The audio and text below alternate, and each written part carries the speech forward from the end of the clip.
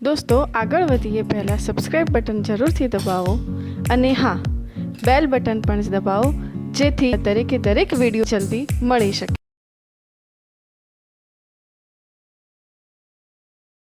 નમસ્કાર વિદ્યાર્થી મિત્રો, આપણે ફર્સ્ટ લેક્ચરમાં શું સમજ્યા હતા યાદ છે તમને લોકોને? એક અનંત લંબાઈના વિદ્યુત વાહક તાર વડે ઉદ્ભવતું વિદ્યુત ક્ષેત્ર, પરિમિત લંબાઈના વિદ્યુત વાહક તાર વડે ઉદ્ભવતું વિદ્યુત ક્ષેત્ર, ચુંબકીય ક્ષેત્ર. ચુંબકીય ક્ષેત્રમાં શરૂઆત કરી હતી આપણે પરિમિત લંબાઈ. ચલો યાદ કરી લઈએ. પરિમિત લંબાઈ માટે શું લીધું હતું? પહેલો તો હતો આપણો બાયો સાવર્ટનો નિયમ, યાદ છે ને? ફટાફટ બાયો સાવર્ટનો નિયમ બોલો. બાયો સાવર્ટ, ટી સાયલેન્ટ બોલાય, ખબર છે ને? લો, બાયો સાવર્ટ લો. એમાં આપણો વાહક તાર હતો, તારથી અહીંયા આગળ પી બિંદુ જેનું થીટા હોય અને આપણો વહેતો પ્રવાહ આઈ હોય, અહીંયા અંતર ડી હોય અથવા આર લઈએ આપણે. આપણા સૂત્રમાં આર લેતા હતા ને તો શું લખતા હતા? B is equals to mu naught upon 4 pi I d l sine theta upon R square, right? Biot Savart law, યાદ છે ને? પછી જો બાયો સાવર્ટ લો તમને યાદ હોય તો બાયો સાવર્ટ વડે ઉદ્ભવતું ચુંબકીય ક્ષેત્રની દિશા મેં યાદ અપાવી હતી તમને, યાદ છે ને? આમ કરીએ તો કયો હતો? ફર્સ્ટ, હા, ઇનસાઇડ. ઇનસાઇડ આપણે શું લેતા હતા? યાદ છે? મેં તમને એક તીર બતાવ્યું હતું, યસ, ક્રોસ. અને અહીંયાથી આમ, હા, તો બાર તરફ. તો આ લેતા હતા આપણે ઇનવર્ડ ને આ લેતા હતા આપણે outward. Okay, inward and outward. આજે લઈશું આપણે અનંત લંબાઈના વિદ્યુત ભારિત વર્તુળાકાર, એક વર્તુળાકાર વિદ્યુત ભારિત વાહક લઈએ.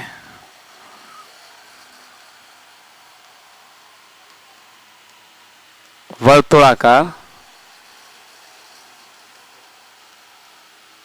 વિદ્યુત ભારિત વાહક તાર વડે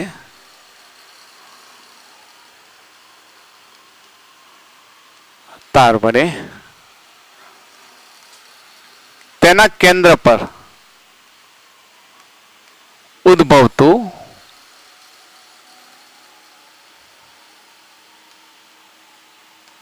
ચુંબકીય ક્ષેત્ર. Okay, magnetic field. આપણે આનું સેન્ટર લઈ લઈએ. સેન્ટરને શું કહીએ? ઓ. ને આનો એક નાનકડો ભાગ લઈ લે. ચલો એક ખંડ લઈ લે. આ ખંડ હોય તો અહીંયા ડીએલ ની દિશા હરિયા થાય ને અહીંયાથી સેન્ટરમાંથી ડિસ્ટન્સ લઈ લે યાર. તો આ એંગલ કેટલો થશે? Yes, theta is equal to અહીંયા કેટલા થશે? 90. જો તમે ગમે ત્યાં જાઓ અહીંયા તમે લઈ શકો તો અહીંયા દિશા હોય તો પણ આની સાથે એંગલ કેટલો થશે?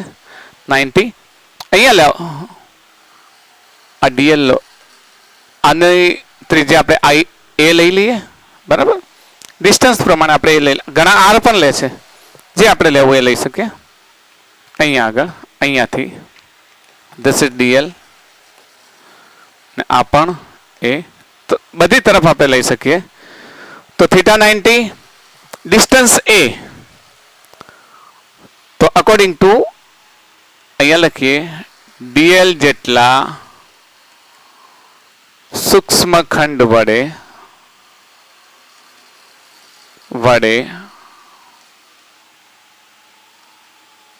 ઉદ્ભવતું ચુંબકીય ક્ષેત્ર. According to Biot Savart law શું થશે?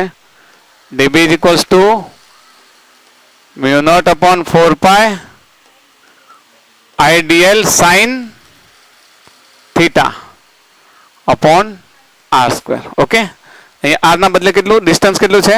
એ. થીટા કેટલું છે? 90. તો dB is equals to mu naught upon 4 pi IDL sine 90 upon A square. અંતર એ સ્ક્વેર થઈ ગયું ને? તો આ તો માત્ર આ ખંડ વડે થયું ને. સમગ્ર તાર વડે લેવો હોય તો, સમગ્ર વર્તુળ વડે લેવો હોય તો શું કરવું પડે? બધા ખંડનો સરવાળો થાય ને. કારણ કે આ ખંડ આ બધા જ ખંડનો સરવાળો કરીએ તો લખી દઈએ સમગ્ર વર્તુળાકાર તાર વડે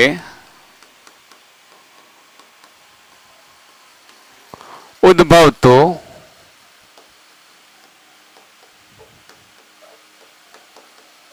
ચુંબકીય ક્ષેત્ર. તો B ઇઝ ઇક્વલ્સ ટુ શું લખીશું? That is dB. અને આખું કેવું થશે? ચક્રીય લઈ શકીએ આખા માટે, આખું ચક્રીય વિકલન. તો ચક્રીય વિકલનમાં વેલ્યુ મૂકી દઈએ μ0/4π અને IDL sin 90 ને કેટલા લખી દો? 1. તો નીચે શું થશે? a². કઈ વસ્તુ અચળ છે? μ0/4π અચળ. I અચળ છે કારણ કે આપણો જે પ્રવાહ I વહે છે અહીંયા આગળ આખામાં, મેં આ પ્રમાણે લીધો. ચલો, તો એ પ્રવાહ કેવો છે? અચળ છે. એ પણ અચળ છે ને દરેક જગ્યાએ. જે વસ્તુ ના બદલાય સંકલનની શું થશે?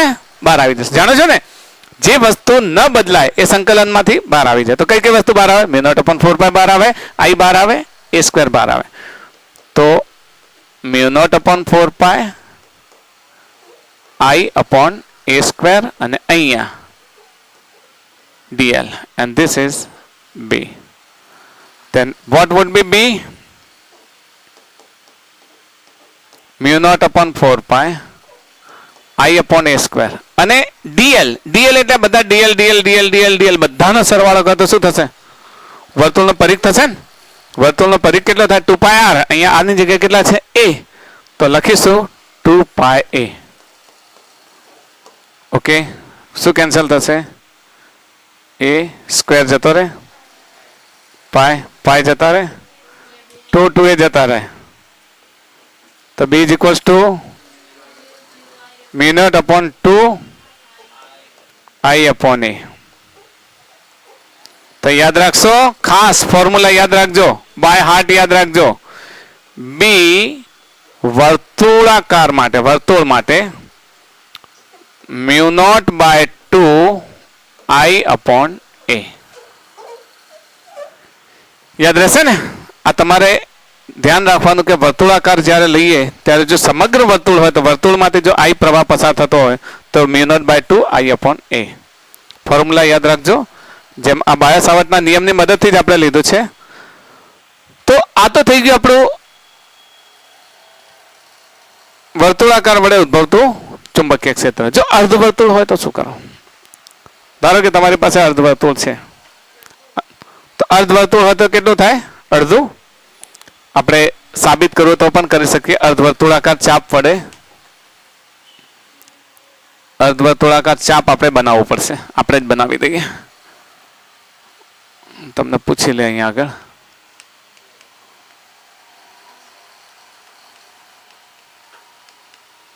અર્ધવર્તુળાકાર વિદ્યુત પ્રવાહ ધારિત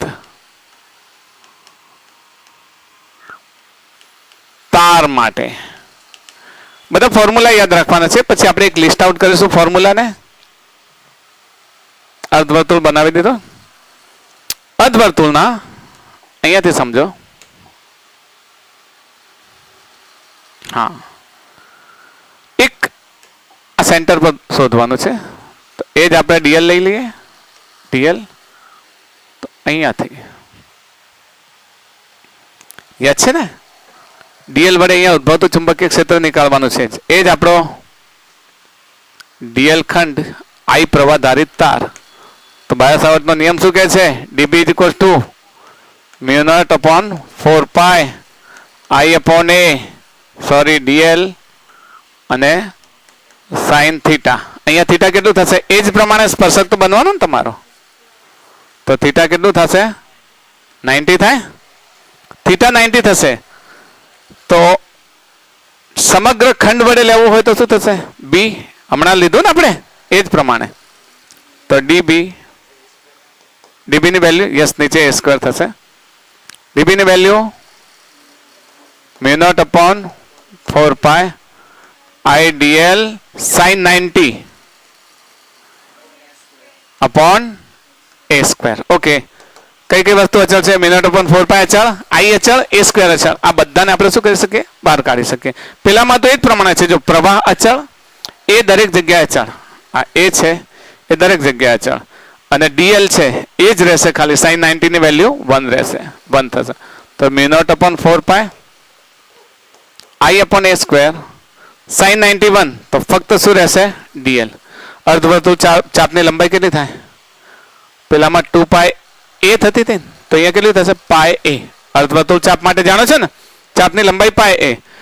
તો mu naught upon 4 pi I upon A square into pi a. શું cancel? Pi pi cancel, a cancel. તો એ આવી ગયો આપણો શું? B is equals to mu naught upon 4 I upon a, જે પેલા પરથી આપણે મેળવ્યું હતું. એનો અર્થ શું થયો? સીધી વાત છે કે બી અર્ધવર્તુળ માટે ઇઝ ઇક્વલ્સ ટુ 1/2 બી વર્તુળ માટે લખી શકાય ને. અર્ધવર્તુળ માટે કેટલું છે આપણું? Mu naught upon 4 I upon a is equals to 1/2 mu naught by 2 I upon a. એ થઈ ને આપણે વર્તુળ માટે કેટલું મેળવ્યું હતું? Mu naught by 2 I upon a ને એનું અડધું કરો એટલે શું બની જશે? અર્ધવર્તુળ બની જશે. તો ધીસ ઇઝ સિમ્પલ ફંડા. એક યાદ રાખો, mu naught by 2 I upon a. વર્તુળ માટે યાદ રાખશો mu naught by 2 I upon a. તો અર્ધવર્તુળ માટે કેટલું થશે? Mu naught by 4 I. ને ક્વોડ્રન્ટ માટે શું થશે? અર્ધવર્તુળનો અડધો ભાગ, મતલબ ક્વોડ્રન્ટ કહેવાય, જેનો એંગલ કેટલો હોય? 90 હોય ને ક્વોડ્રન્ટ. તો એના માટે કેટલું થશે? 90. જો હવે અહીંયા વર્તુળનો ચોથો ભાગ હોય,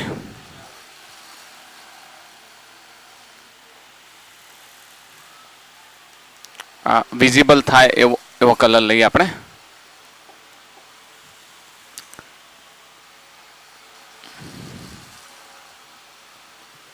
વર્તુળનો ચોથો ભાગ હોય,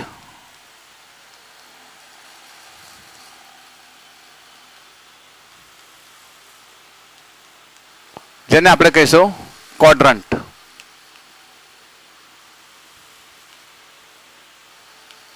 ક્વોડ્રન્ટ વર્તુળના ચોથા ભાગ અંગે આપણે આટલું લખીએ કે એક હોય આ પ્રમાણે, એક હોય લાઈન આ પ્રમાણે, અને અહીંયાથી આ પ્રમાણે વર્તુળ દોરા. ઓકે. ઓ આગળ ચુંબકીય ક્ષેત્ર શોધવું છે. વહેતો પ્રવાહ કેટલો? I. તો આપણે એ જ પ્રમાણે લેતા હતા, એ જ પ્રમાણે અહીંયા શું લઈશું? dl. અહીંયાથી ધારો કે એ ડિસ્ટન્સ છે, તો બાયો સાવર્ટના નિયમ મુજબ શું થશે? db is equals to mu naught upon 4 pi I DL. બોલો અહીંયા સાઇન થીટા કેટલો થશે? થીટા કેટલો થશે? ઓફકોર્સ થીટા 90 જ થશે ને. આઈ ડીએલ સાઇન 90 અપોન એ સ્ક્વેર. એ સ્ક્વેર. તો સમગ્ર માટે કેટલું લઈ શકીએ? આખા ચાપ માટે બી લઈએ, સંકલન કરીએ, mu naught upon 4 pi IDL sine 90 ની વેલ્યુ તો 1 થાય ને, એટલે આપણે હવે લખતા નથી. અને નીચે શું લખીશું? એ સ્ક્વેર. મ્યુ નોટ અપોન 4 પાય અચળ, આઈ અચળ, એ સ્ક્વેર અચળ, ડીએલ રહેશે. ડીએલ કેટલું થશે? આટલું જ થશે ને. B is equals to mu naught upon 4 pi I upon a square. dl કેટલું લખી શકીએ આપણે? આખા વર્તુળ માટે કેટલું થાય? 2 pi r. 2 pi a થાય ને, તો 2 pi a નો ચોથો ભાગ, તો pi a by 2. અહીંયા લખીશું dl B is equals to mu naught upon 4 pi I upon a square pi a by 2. Cancel શું થાય છે? 4 4 a pi pi a b is equals to mu naught upon 8 I upon a. દેખાય છે ને વર્તુળનો ચોથો ભાગ? વર્તુળનો કેટલો હતો? mu naught by 2 I upon a. અર્ધવર્તુળનો mu naught by 4 I upon a અને ક્વોડ્રન્ટનો અને કહીશું ક્વોડ્રન્ટ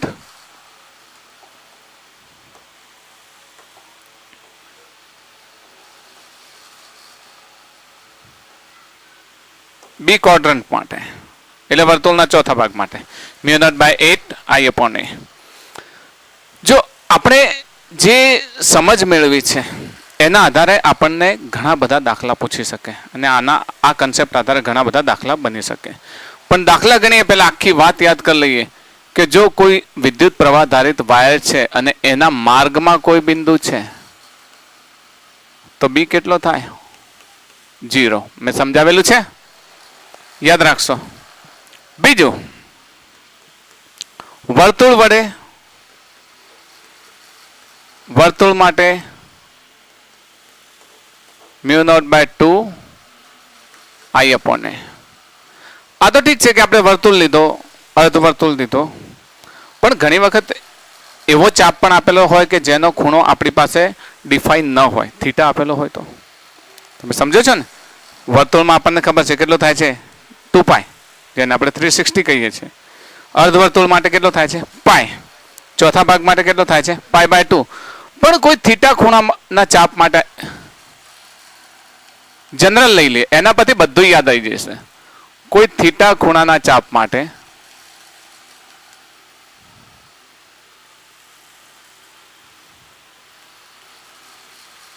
ધરાવતા વિદ્યુત પ્રવાહ ધારિત વાહક માટે તો પછી બધા ફોર્મ્યુલા યાદ રાખવાની જરૂર નહીં. ભૂલી જાઓ ને તો પણ તમે એનો ઉપયોગ કરી શકો. ઓકે, તો થીટા ખૂણો ધરાવતા વાહક માટે ચલો બનાવી દઈએ, એક ચાપ બનાવી દઈએ. આ પ્રમાણે ચાપ છે. આ ચાપ કોઈ ખૂણો બનાવે છે, ધારી લે કે કોઈ ખૂણો બનાવે છે, આમ અને આમ એક એંગલ બનાવે છે. એ એંગલને આપણે થીટા કહીએ. આ એની ત્રિજ્યા છે, અહીંયાથી આમ દોરવામાં આવે ને આખું વર્તુળ, એનો એક ભાગ છે વર્તુળનો ચાપ, જેને આપણે કહીએ O. તો O આગળ, અને આ વાયર છે, વાહક, જેમાંથી I પ્રવાહ વહે છે. વર્તુળ માટે કેટલો હતો? 2 પાઈ. અર્ધવર્તુળ માટે પાઈ. તો આના માટે આપણે કઈ રીતે, જો આપણે સીધે સીધો પણ લઈ શકીએ, યાદ રાખજો, સીધે સીધું પણ લઈ શકીએ, પણ સીધે સીધું લેવાના બદલે જો આપણે એને પ્રૂફ કરી નાખીએ, પેલું આપણે પ્રૂફ કરતા હતા ને એ જ રીતે, તો પ્રૂફ કરવા માટે આપણે એક ખાસ યાદ રાખીશું કે ધારો કે ચાપની લંબાઈ અહીંયાથી અહીંયા સુધીના ચાપની લંબાઈ ધારો કે L હોય, તો જાણો છો થીટા રેડિયન માપ શું થશે? થીટા રેડિયન માપ ચાપ ભાગ્યા ત્રિજ્યા. જાણો છો? થીટા ઇઝ ઇક્વલ ટુ ચાપ ભાગ્યા ત્રિજ્યા. 11મા ધોરણના બીજા ચેપ્ટરમાં આવતો, ખબર છે ને, પૂરક કોણ, પૂરક એકમોમાં કોણ. તો L is equals two A theta. આ યાદ રાખશો, L ની જરૂર પડે તો આનો ઉપયોગ કરીશું. બરાબર? ચલો એ જ રીત ધારો કે અહીંયા લઈએ, ગમે ત્યાં લઈ લે, ચલો હું અહીંયા લઈ લઉં. એ જ આપણો DL લઈ લીધો. DL થી અહીંયા વિદ્યુત ચુંબકીય ક્ષેત્ર શોધવું છે અહીંયા, તો અંતર તો એ જ રહેશે. તો આપણું સૂત્ર શું થાય? DL લંબાઈના ચાપ માટે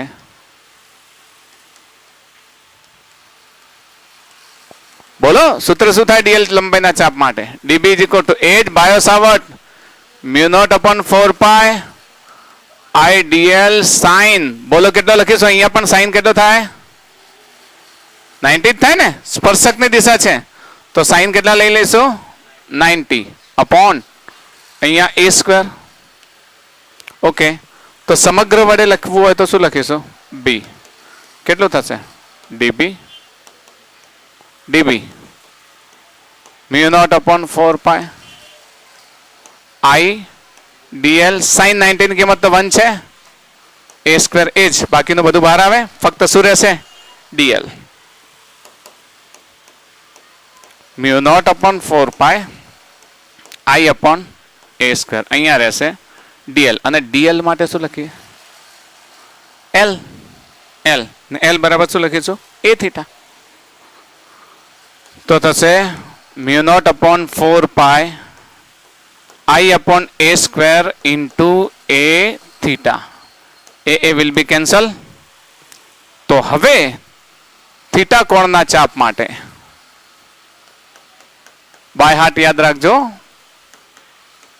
કારણ કે બધામાં કામ આવશે. થીટા ખૂણાના ચાપ માટે શું લખીશું, b is equals to mu naught upon 4 pi I theta upon a. This is our final equation. ચલો તમે વર્તુળનું ભૂલી જાઓ છો, તમે અર્ધવર્તુળનું ભૂલી જાઓ છો, તમે ક્વોડ્રન્ટનું ભૂલી જાઓ છો, આ તો યાદ રાખો. આ યાદ રાખશો એટલે વર્તુળમાં થીટા કેટલો થાય, બોલો, થીટા ઇઝ ઇક્વલ ટુ 2 પાઈ થાય કે નહીં?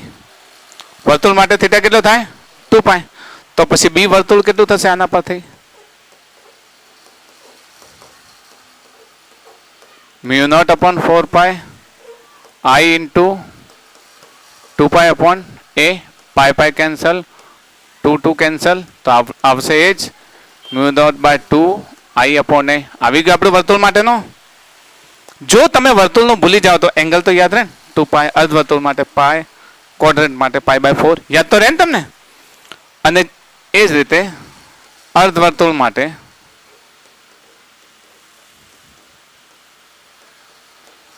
થીટા બરાબર કેટલા લેશો, પાઈ બાય, સોરી, અર્ધવર્તુળ માટે થીટા બરાબર પાઈ, અહીંયા પાઈ લેશો, અહીંયા પાઈ લેશો એટલે પાઈ પાઈ કેન્સલ થશે, mu naught by 4 I upon a અર્ધવર્તુળ, અને ક્વોડ્રન્ટ હશે તો mu naught by 8 I upon a. Clear? તો આ વસ્તુ તમે યાદ રાખશો ને આના આધારે દાખલા ગણશો તો આરામથી તમે ગણી શકશો. આપણે શરૂઆત કરીએ 1 by 1 દાખલાઓની. આપણો પહેલો દાખલો છે, કદાચ ઓછો વિઝિબલ હોય તો કંઈ વાંધો નહીં, હું એને વિઝિબલ કરી દઉં. એક એવો વાયર છે કે જે આ આકારે ગોઠવેલો છે, આમ જોજો જરા, આમ, પછી આમ, આમ,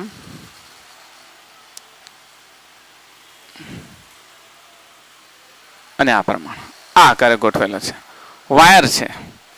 હવે વિદ્યુત પ્રવાહ એમાંથી પસાર થાય છે. યસ, વિદ્યુત પ્રવાહ અહીંયાથી I આમ જાય છે, એ I આમ થઈને આમ આવે, આમ થઈને I આમ જાય, આમ થઈને I આમ જશે, પછી I આમ જશે ને ફરી પાછો આમ જશે. સમજો છો ને? અને એના સેન્ટર પર તમને કહ્યું છે O પર. આપણને કહે છે આકૃતિમાં દર્શાવેલ કેન્દ્ર O પાસે ઉદ્ભવતું ચુંબકીય ક્ષેત્ર કેટલું હશે. આપણને option A, B, C, D આપી દીધા છે. mu naught upon 4 1 upon r1 minus 1 upon r2, એટલે આપણને ત્રિજ્યાઓ આપી દીધી છે. એક ત્રિજ્યા, નાની ત્રિજ્યા આરૈયા, આ ત્રિજ્યા r1 આપી દીધી છે, અને બીજી મોટી ત્રિજ્યા આરૈયા ત્રિજ્યા r2 આપી દીધી છે. આ વાયર છે, એક અર્ધગોળ, બે અર્ધગોળ ને એને અહીંયાથી કનેક્ટ કરેલા છે.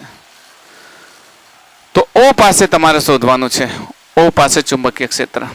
અહીંયા કેટલા આકાર છે પહેલા તો એ તમને ખબર હોય છે કે આકાર કેટલા બને છે. 4 આકાર છે, બે અર્ધગોળાકાર છે ને બે સુરેખ છે. દેખાય છે? આ એક અર્ધગોળાકાર, આ એક સુરેખ ભાગ પણ છે ને, એના દ્વારા પણ ઉદ્ભવે ને. પછી આ એક અર્ધગોળાકાર ને વળી આ સુરેખ ભાગ, તો કેટલા ભાગ થઈ ગયા? 4. તો 4 ભાગમાંથી ઉદ્ભવતું ચુંબકીય ક્ષેત્ર શોધવાનું છે. આપણી પાસે સૂત્ર છે. પહેલા સૂત્ર સમજીએ એ પહેલા આપણે થોડીક બાબતને સમજી લઈએ અને નામ આપી દઈએ. ચલો 4 ના આને 1 નંબર આપી દઈએ, 1 નંબર, આને 2 નંબર આપી દઈએ, આને 3 નંબર આપી દઈએ, આને 4 નંબર આપી દઈએ. હવે 1 અને 3 એ તો અર્ધવર્તુળ છે ને, અર્ધવર્તુળ માટે આપણે જાણીએ છીએ, અર્ધવર્તુળનું સૂત્ર આપણે જાણીએ છીએ. આ જે છે આ બે સુરેખ છે, સુરેખ છે ને, ભલે પરિમિત હોય પણ સુરેખ તો છે ને. આ સીધી લાઈનમાં છે. હવે સીધી લાઈનમાં હોય તો આપણે જોવાનું કે આ સીધી લાઈનમાં રહેલા જે વર્તુળનો ભાગ છે એના લાઈનમાં શું આપણો ઓ આવે છે? તો કે યસ આવે છે આપણો ઓ. આ બંનેની લાઈનમાં આવે છે, આવે છે ને. અને જો લાઈનમાં આવતો હોય, ડાયરેક્શનની લાઈનમાં આવતો હોય તો આપણે શું સમજ્યા છીએ? એની લાઈનમાં આવતો હોય તો એના વડે ઉદ્ભવતું બી કેવું થાય? શૂન્ય. યાદ છે? જો આપણા પ્રવાહની લાઈનમાં, અહીંયા સમજજો, આપણો પ્રવાહ જો પ્રવાહ આમ જઈ રહ્યો છે તો એની લાઈનમાં છે ને આ પ્રવાહ આમ જઈ રહ્યો છે તો એની લાઈનમાં છે. જો પ્રવાહની દિશામાં હોય, પ્રવાહ જતો એની દિશામાં જો પી આપેલો હોય તો એના વડે ઉદ્ભવતું ચુંબકીય ક્ષેત્ર કેટલું લેવાનું? શૂન્ય. યાદ રહેશે? આ ખાસ યાદ રાખી લો. આકૃતિ ગમે તેવી આપેલી હોય, તમારે ફક્ત એ જ જોવાનું છે કે આપેલું બિંદુ કઈ જગ્યાએ છે. શું તમારા સુરેખ જે ભાગ છે એના વડે, શું તમારા પ્રવાહની દિશામાં છે? જો પ્રવાહની દિશામાં હોય તો એના વડે ઉદ્ભવતું ચુંબકીય ક્ષેત્ર કેટલું લેશો?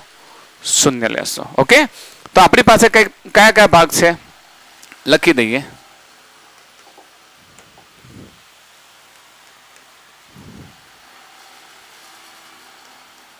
ભાગ 2 અને 4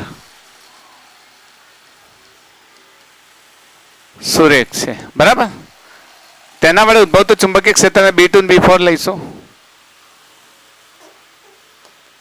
બિંદુ P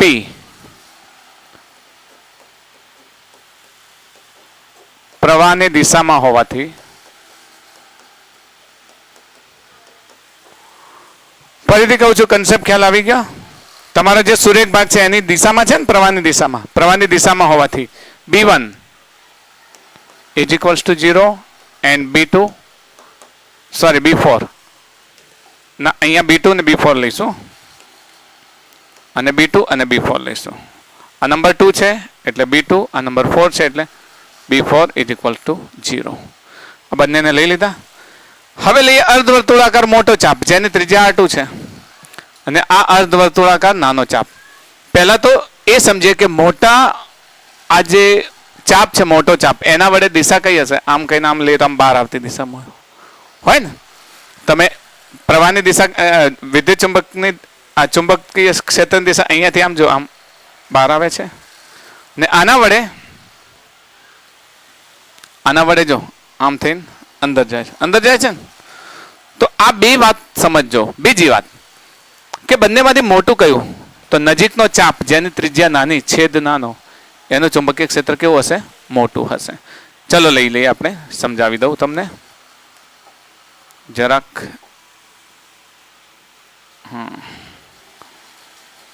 B is equals to R2 ત્રિજ્યાના ચાપ માટે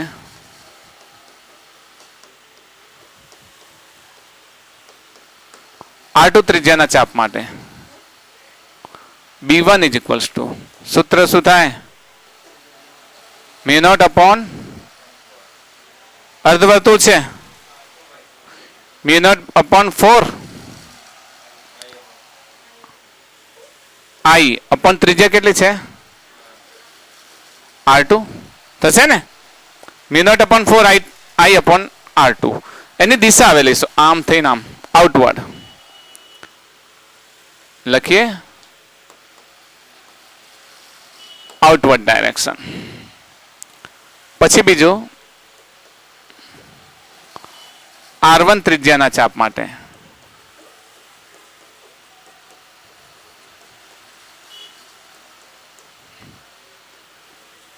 નંબર શું આપે છે? B3 age μ0 upon 4 I upon R1. એની દિશા કઈ છે?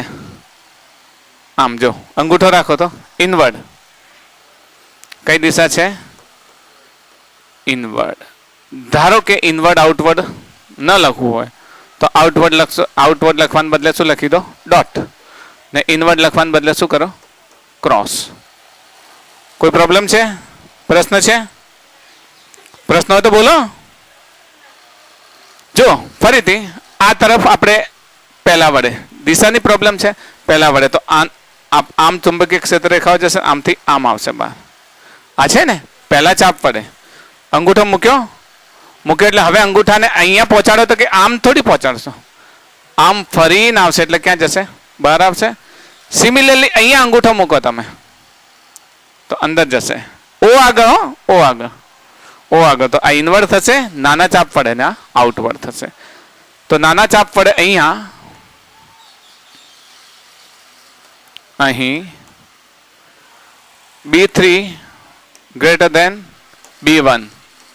તો ચલો B ઇઝ ઇક્વલ ટુ શું લખી શકો?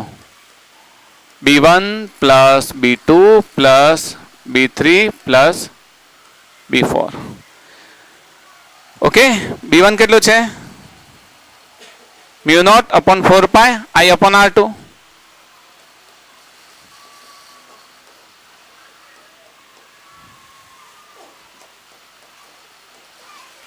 આ જે નાનું છે એને માઇનસ લખી ગણીશું.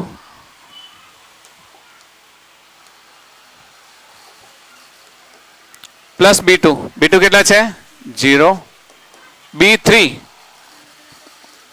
μ0/4π I/R1 પ્લસ 0.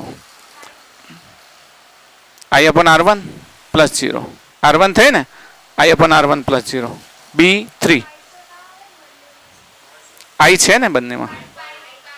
હા, પાય ના આવે. રાઈટ, પાય નહીં આવે, 4 આવશે. બંનેમાંથી કોમન શું નીકળે? μ0/4 I. μ0I/4. આ પ્લસ ને પહેલા લઈએ 1/R1 અને પાછળ લઈએ 1/R2 અને ધીસ ઇઝ B. આવો કોઈ આન્સર છે? આવો કોઈ આન્સર છે? μ0/4 I/R1 minus I upon, yes, A is our right answer. Right? ખ્યાલ આવી ગયો?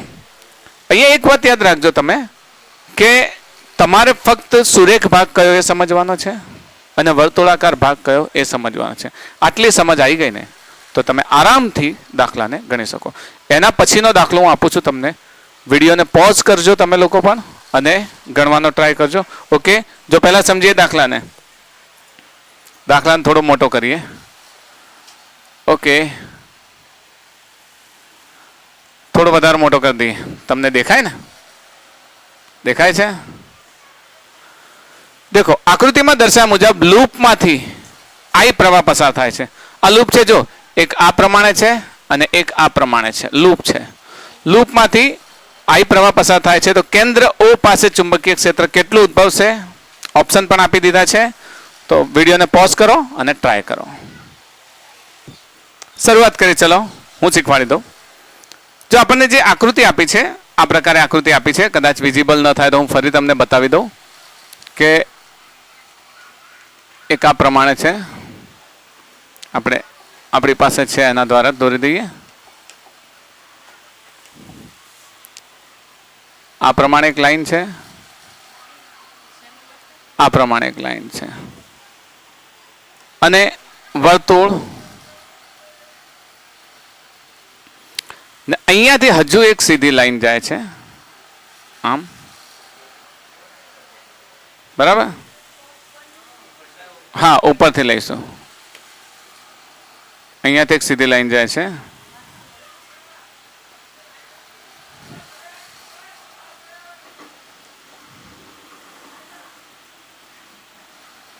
ને અહીંયા. તો આ વર્તુળનો કયો ભાગ થયો? જો અહીંયા એંગલ કેટલો બને છે? અહીંયાથી અહીંયા આટલો એંગલ કેટલો થશે? π/2 π/2 π/2 એટલે કેટલો થશે?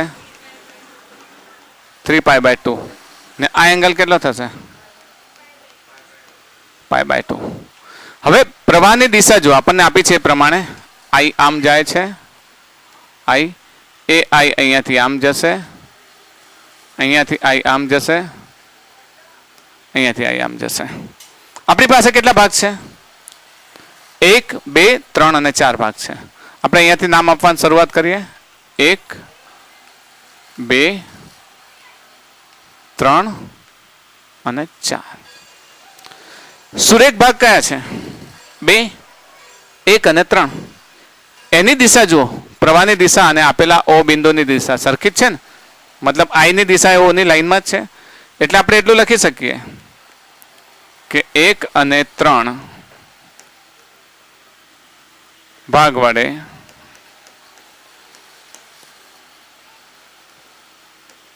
ઉદ્ભવતું ચુંબકીય ક્ષેત્ર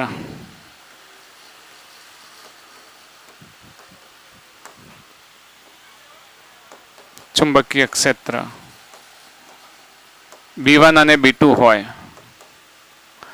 સોરી B1 અને B3 હોય તો B1 બરાબર B3 બરાબર 0 લખાય ને, કારણ કે એની લાઈનમાં જ છે.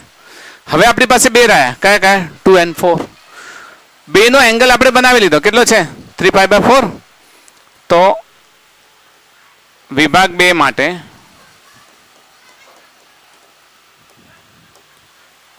B2 ઇઝ ઇક્વલ્સ ટુ, એ જ આપણું જો એંગલ આપણી પાસે છે તો થીટા એંગલ માટેનું સૂત્ર આપણી પાસે છે ને, μ0/4π I થીટા અપોન એની ત્રિજ્યા. અહીંયા ત્રિજ્યા બે કઈ કઈ આપી દીધી છે? આ ત્રિજ્યા R આપી દીધી છે ને સપોઝ આખી ત્રિજ્યા લઈએ તો આખી ત્રિજ્યા કેટલી આપી દીધી છે? 2R આપી દીધી છે. આ બે આપી દીધી છે. આ ત્રિજ્યા આ પ્રમાણે દર્શાવી, આપણે આ પ્રમાણે 2R દર્શાવી. તો μ0/4π I થીટા અપોન આ નાનાની ત્રિજ્યા કેટલી છે? R. B2 is equals to μ0/4π I upon R. થીટાની જગ્યાએ કેટલા લખીશું?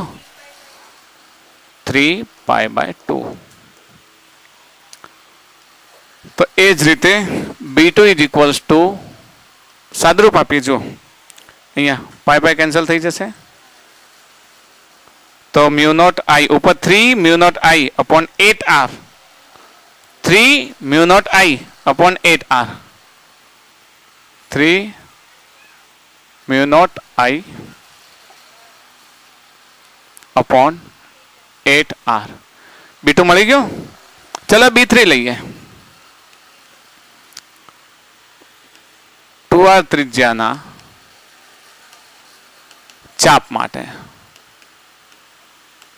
થીટાનું મૂલ્ય આપણે લખી દીધું છે, કેટલું છે? π/2.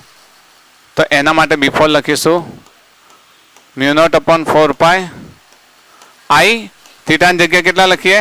π/2 લખી દઈએ ડાયરેક્ટ, અને નીચે R. શું કેન્સલ થાય? π કેન્સલ થશે. Then B4 is equals to μ0I upon 8R. 4 4 મળી ગયા આપણને, મળી ગયા. તો B0 શું થશે? B નેટ, મતલબ ચુંબકીય ક્ષેત્ર B1 plus B2 plus B3 plus B4. હવે વાત સમજીએ કે જે આ જે ચાપ છે આના વડે ઉદ્ભવતા ચુંબકીય ક્ષેત્રની દિશા વિચારો. તમે આમ લીધું, અંગૂઠો આ દિશા મૂક્યો તો કઈ દિશામાં જાય છે? ઇનવર્ડ. તો આપણે જે B2 લીધું એ કઈ દિશામાં છે? ઇનવર્ડ. ઓકે. અને B1 આ પણ ઇનવર્ડ છે, દેખાય છે? દેખાય છે ને? B4 દ્વારા પણ જો અહીંયા કઈ દિશા છે? અંગૂઠો આમ રાખ્યો તો આમ થઈને આ દિશામાં જાય, મતલબ આ પણ કેટલું કયું થશે? ઇનવર્ડ. ઇનવર્ડ ન લખો અને બંને માટે ક્રોસ લખો તો ચાલે ને? ક્રોસ લખીએ, ક્રોસ ક્રોસ હોય તો સરવાળો જ થાય. બાકી બે કેવા છે? 0 છે. શરૂઆત કરી દઈએ. B1 0 પ્લસ B2 μ0 અપોન કેટલા છે? હા 3μ0I. અહીંયા આપણે ક્રોસ લખીએ 3μ0I, 3μ0I upon 8R. B3 કેટલા છે? 0. B4 કેટલા છે? μ0I upon 8R. ઓકે. તો કેટલા થશે? μ0I અપોન 8R કોમન થશે. μ0I અપોન 8R કોમન થશે. તો અંદર શું રહેશે? કેટલા રહેશે? 3. હા, અહીંયા એક મિસ્ટેક કરી આપણે. આની ત્રિજ્યા 2r લેવાની હતી. યસ, આની ત્રિજ્યા કેટલી લેવાની હતી? 2r. એટલે અહીંયા 2r લખીશું. હા, 2r 16r થઈ જશે. અહીંયા 2r કેટલા થશે? 16r. તો અહીંયા પણ 16r લખીશું આપણે. 16r. તો 3/8 પ્લસ 1/16. અહીંયા લસા લેવો છે તો ઉપર નીચે 2 વડે ગુણો થશે ને. 16 લસા લઈએ તો અહીંયા 16 કરો તો ઉપર નીચે 2 વડે ગુણીએ. हाँ 12 8 निकाली दीजिए. Mu naught I upon r रहશે ને. Mu naught I upon r એટલે કેટલા રહેશે? 3/8 પ્લસ 1/6 અહીંયા લખી દઈએ.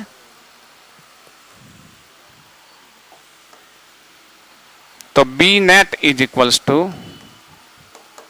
બોલો કેટલા થશે? Mu naught I upon R અહીંયા 16 લસા લઈએ તો ઉપર નીચે 2 વડે ગુણવા પડે તો 6 પ્લસ 1 7. તો 7/16 mu naught I upon R. 7/16 mu naught I upon R. અને એની દિશા યસ બંને ક્રોસ છે એટલે આની દિશા પણ કેવી થશે? ક્રોસ ઇનવર્ડ થશે. ઇનવર્ડ થાય તો કયો આપણો રાઈટ જવાબ છે? 7 mu naught I upon 16 R is our right answer. અહીંયા થોડી ચોકસાઈ રાખજો. ચોકસાઈ રાખશો અને સમજશો, એંગલ સમજશો તો આરામથી તમે જવાબ આપી શકશો. એક બીજો દાખલો લઈ લઈએ આપણે. ઓકે, આ છે, આને મોટો કરી દઉં. અહીંયા જો R1 R2 અને આ પ્રમાણે 2 અર્ધવર્તુળ આપી દીધા છે. તો R1 અને R2 ત્રિજ્યાવાળા 2 અર્ધવર્તુળ છે. એમાંથી I પ્રવાહ પસાર થાય છે, પ્રવાહ સમાન પસાર થાય છે. તો ઉદ્ભવતું ચુંબકીય ક્ષેત્ર O આગળ ઉદ્ભવતું ચુંબકીય ક્ષેત્ર મેળવો. ફરીથી તમને અહીંયા દોરીને પણ સમજાવી દઉં. એક મોટો ચાપ છે, એક મોટો ચાપ છે, અહીંયાથી આમ અને આમ લીધા પછી એક બીજો નાનો ચાપ બનાવ્યો અને અહીંયા ઓ લીધું છે અને વિદ્યુત પ્રવાહ પસાર કરીએ છીએ અહીંયાથી I. તો એ અહીંયાથી પણ જશે I, અહીંયાથી પણ જશે I, અહીંયાથી પણ જશે I અને O આ છે. પહેલાની ત્રિજ્યા, મોટાની ત્રિજ્યા R1 છે, નાનાની ત્રિજ્યા R2 છે.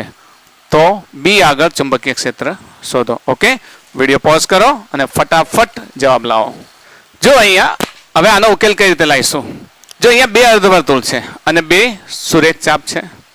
આપણે અહીંયા સુરેખ ચાપને ચેક કરીએ કે શું આપણું આ બિંદુ એની લાઈનમાં છે. યસ, એની લાઈનમાં છે ને. તો સુરેખ ચાપની લાઈનમાં 2 બિંદુ છે એટલે આપણે હવે નંબર આપી દઈએ. ચલો આને નંબર આપી દઈએ 1, આને 2, આને 3 અને આને 4. તો કોના કોના વડે ઉદ્ભવતું ચુંબકીય ક્ષેત્ર શૂન્ય હશે? હા, સુરેખ તાર. કયા કયા? 1 અને 3 વડે. 1 અને 3 વડે ઉદ્ભવતું ચુંબકીય ક્ષેત્ર. કેમ શૂન્ય છે ખબર છે ને? આપણે રીઝન નથી લખવાનું. આ તો હું તમને શીખવાડું છું એટલે આ બધું પણ લખવું પડે. નહીં તો તમે તો ડાયરેક્ટ લખી શકો તમે B1 is equals two B3 is equals two 0 અને 2 અર્ધવર્તુળ થઈ ગયા. એકની ત્રિજ્યા કેટલી છે? R1 ત્રિજ્યાના અર્ધવર્તુળ માટે સીધે સીધો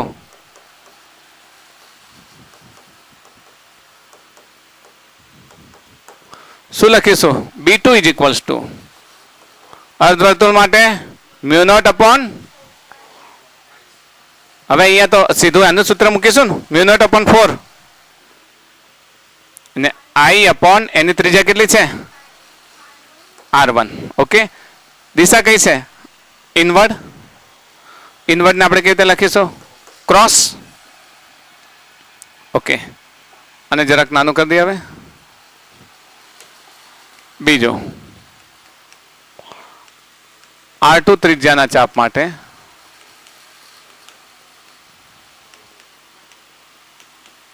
શું થશે? આનો નંબર કયો છે? B4. म्यू नॉट अपॉन 4 પાઈ નહીં અને I अपॉन R2. ને આની પણ દિશા કઈ છે? ઇનવર્ડ જ થશે ને, inside. Okay, B1, B2, B3, B4 બધા જ મળી ગયા. Then what will be B net? B net is equals to B1 plus B2 plus B3 plus B4. બરાબર ને? હવે જો B1 0, B3 0, B2 છે આપણી પાસે μ0/4 I/R1 ને પેલું μ0/4 I/R2. તો લખીશું 0 plus μ0/4 I/R1 plus 0 plus μ0/4 I/R2. Common શું નીકળે બધામાંથી? μ0 I/A. અંદર શું રહેશે? 1/R1 plus 1/R2. હવે R1 R2 વાળું 1/R1 1/R2 વાળું ફોર્મ નથી, પણ આ પ્રકારનું સ્વરૂપ લઈ શકાય. કયું? μ0 I/A નીચે ગુણાકાર R1 R2, અહીંયા R1 plus R2. This is B net. हाँ, μ0/4.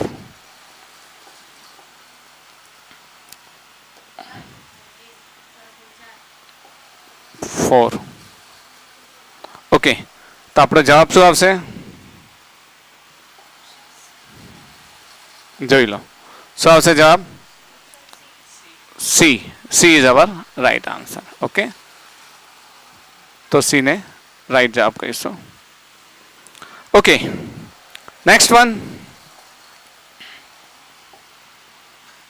એક દાખલો છે, આના માટે હવે તમે જાતે શોધશો. ઓકે, જાતે આવડવો જોઈએ. આકૃતિમાં દર્શાવ્યા પ્રમાણે 20 સેન્ટીમીટર ત્રિજ્યા, અહીંયા મૂલ્ય આપી દીધા છે. આર નું મૂલ્ય 20 સેન્ટીમીટર આપી દીધું છે અને 10 એમ્પિયરનો પ્રવાહ વહે છે. તો ગુચરા પાસે ઉદ્ભવતું ચુંબકીય ક્ષેત્ર શોધો. વિડીયોને પોઝ કરો અને ગણો ફટાફટ. ચલો, તો અહીંયા આપણે જો તમને અત્યાર સુધી આપણે જે લીધા હતા ને R1 R2 કે R2R એવા પ્રકારની એકમ હતા, અહીંયા આગળ મૂલ્ય આપી દીધા છે. ફરીથી આપણે આને બનાવીએ તો જો આ પ્રમાણે એક વર્તુળ છે, એક સીધી લાઈન છે, અર્ધવર્તુળ છે અને એક બીજી લાઈન છે. અહીંયાથી પ્રવાહ આવે છે I. ઓકે, આમ થઈને આમ જાય છે I, અહીંયાથી આમ જાય છે I. અર્ધવર્તુળાકાર ભાગ છે. અહીંયા કેન્દ્ર પર શોધવાનું છે, O પર. ત્રિજ્યા છે એની 20 સેન્ટીમીટર. આપણી પાસે કેટલા ભાગ છે? એક આ I પહેલો ભાગ, આ બીજો ભાગ અને આ ત્રીજો ભાગ. 3 ભાગ છે. આ બે ભાગને જુઓ, આમાંથી પ્રવાહ પસાર થાય છે, પણ શું એની દિશા આને વચ્ચે લે છે? યસ, આવી જાય છે, વચ્ચે આવી જાય છે ને. આપણે થોડું નીચું બનાવી દઈએ કારણ કે નીચું જ છે ઓલરેડી. તો લાઈનમાં આવી જાય છે ને જો એના લાઈનમાં આવતું હોય તો આ બંને વડે ઉદ્ભવતું ચુંબકીય ક્ષેત્ર કેટલું લઈ શકીએ? 0 થાય. આપણે અત્યારે મેં જેટલા દાખલા લીધા છે ને એમાં આ પ્રમાણે જ લીધેલું છે. લખી શકીએ 1 અને 2 વિભાગ વડે વિભાગ માટે ચુંબકીય ક્ષેત્ર B1 is equals to 1 અને 3 1 અને 3 વિભાગ માટે B1 is equals to B3 is equals to 0. હવે એક વિભાગ રહ્યો કયો? અર્ધવર્તુળ વિભાગ માટે, જેને આપણે B2 કહીએ. B2 is equals to μ0/4 આવે. I ની વેલ્યુ આપી દીધી છે કેટલી? 10 એમ્પિયર. કેટલી આપી દીધી છે? 10 એમ્પિયર. તો I/A μ0/4 I કેટલા છે? 10. A કેટલા છે? 20. આ જતા રહે તો કેટલા થશે? μ0/8. This is B2. Bus B બરાબર કેટલા થશે? B1 plus B2 plus B3. આ બે તો ઓલરેડી 0 છે જ, તો ખાલી જવાબ શું આવશે? μ0/8. હવે અહીંયા તમે ખાસ સમજજો,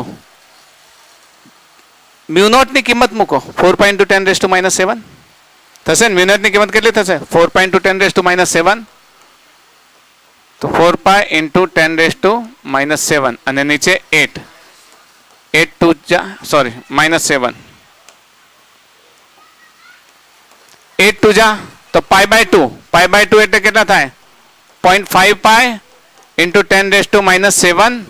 એક આ તરફ દશાંશ વધારો તો 5 પાઈ ઇન્ટુ 10 રેસ ટુ માઇનસ 6 થાય. થશે ને? 0.5 માંથી 5 પાઈ ઇન્ટુ 10 રેસ ટુ માઇનસ 6 થાય ને 5 પાઈ એટલે માઇક્રો થઈ ગયું ને એનો એકમ કેટલો થયો? ટેસ્લા. તો જવાબ આવશે 5 પાઈ માઇક્રો ટેસ્લા. ઓકે, 5 પાઈ માઇક્રો ટેસ્લા. તો જવાબ. હવે એની દિશાની વાત કરીએ. દિશા કઈ હશે? આ બે વડે તો 0 છે તો આના વડે ઇનવર્ડ. તો ઇનવર્ડ દિશાને આપણે કેવી રીતે દર્શાવીએ છીએ? ક્રોસ વડે દર્શાવીએ છીએ. ઓકે, તો આપણો આન્સર કયો છે? 5 પાઈ માઇક્રો ટેસ્લા. જો તો હવે એના પછીનો એક લાસ્ટ દાખલો લઈએ, પછી આપણા આજના આ લેક્ચરને પૂરું કરીએ. જો એક પ્રકારનો વાયર છે, આમ જાય છે, આ પ્રકારે જાય છે અને આપણે O પર ચુંબકીય ક્ષેત્ર શોધવાનું છે. O પર જો હું તમને અહીંયા બનાવીને બતાવું, કદાચ આમાં તમને આકૃતિ એ પ્રકારે દેખાતી હોય તો હું તમને બનાવીને બતાવું કેવા પ્રકારની આકૃતિ છે. આકૃતિ વાસ્તવમાં આવા પ્રકારે છે કે અહીંયાથી હું એક આ પ્રમાણે બનાવી દઉં અને અહીંયાથી જોજો આ પ્રકારે 3 છે ને. હા,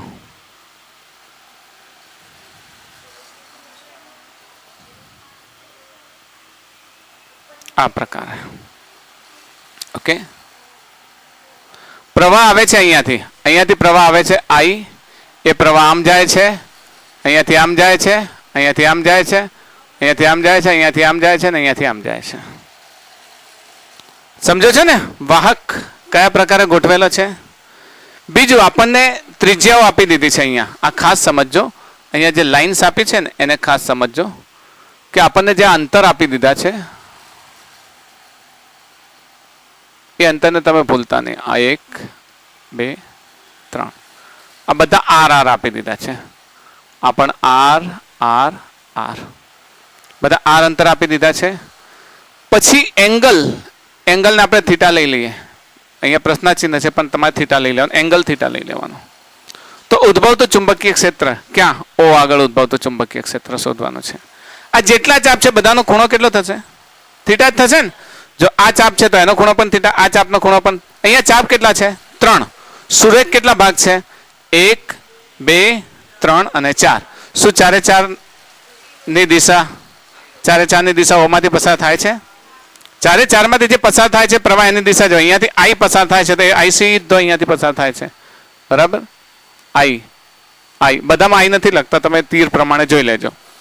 તો અહીંયાથી જો આ 1 2 3 અને 4 સુરેખ વિભાગ છે, બધાના નામ આપી દઈએ. તો આપણે સુરેખ વિભાગના નામ આપતા નથી, ફક્ત ચાપ વડે. સુરેખ વિભાગ તમે જાણો છો, આનો 0 આનો 0 આનો 0 આનો 0, તો ઘણા બધા થઈ જશે. તો ફક્ત ચાપના નામ આપીએ અહીંયા આગળ. ચાપ કયો લઈએ? ચાપ નંબર 1, ચાપ નંબર 2 અને ચાપ નંબર 3. તો આ સુરેખ વિભાગ વડે આપણે આમાં ઉલ્લેખ નથી કરતા કારણ કે ઘણા દાખલા આવે છે એની અંદર આપણે આગળ ઘણામાં ઉલ્લેખ કરી દીધો છે, તો આમાં નથી કરતા. તો અહીંયા શું લખીશું? ચાપ 1 2 અને 3 માટે. ચલો અહીંયા લખીશું B1 = યાદ છે μ0/4 પાઈ I થીટા અપોન R.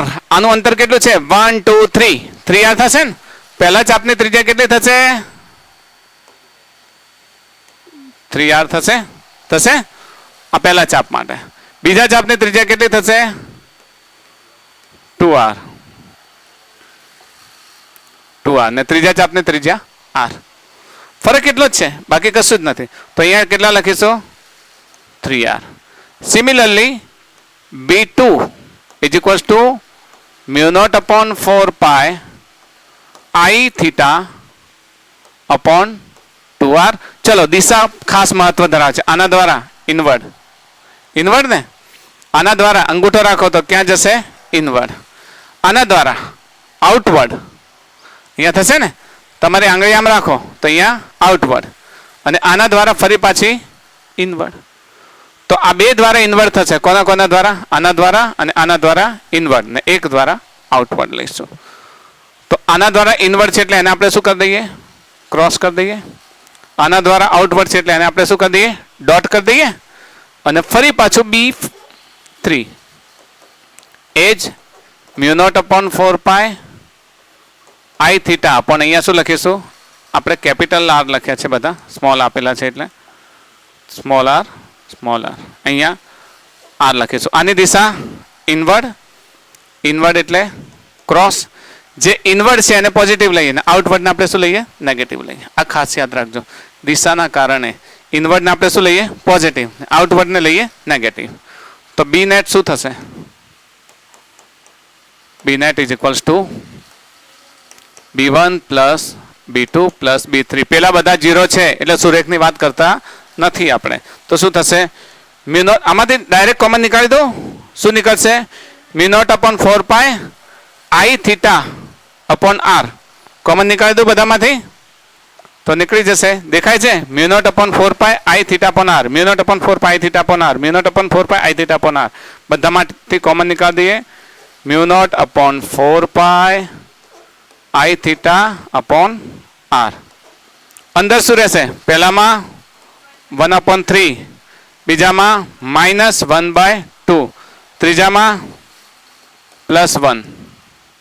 તો શું થશે? mu naught upon 4 pi I theta upon r. 6 લસા લઈએ તો 3 દુ 6 એટલે 2, 2 તરી 6 એટલે -3.